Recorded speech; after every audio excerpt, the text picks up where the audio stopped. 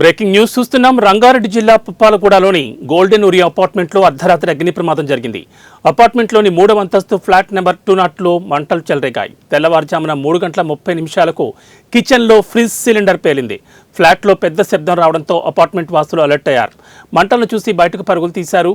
బయటకు వచ్చి 5గురు కుటుంబ సభ్యులు ప్రాణాలు దక్కించుకున్నారు. వెంటనే అగ్నిమాపక సిబ్బందికి సమాచారం ఇచ్చారు.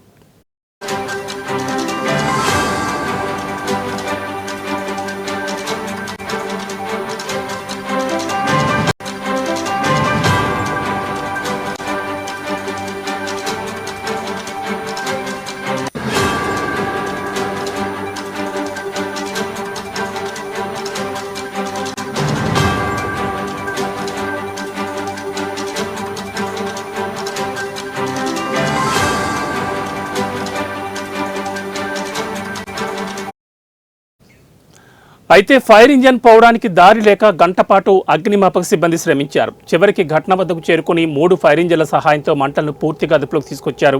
ఈ ఘటనలో సుమారు 50 లక్షల రూపాయల ఆస్తి నష్టం జరిగింది. నిబంధనలకు విరుద్ధంగా నిర్మాణం చేసిన బిల్డర్పై ఆగ్రహం వ్యక్తం చేశారు.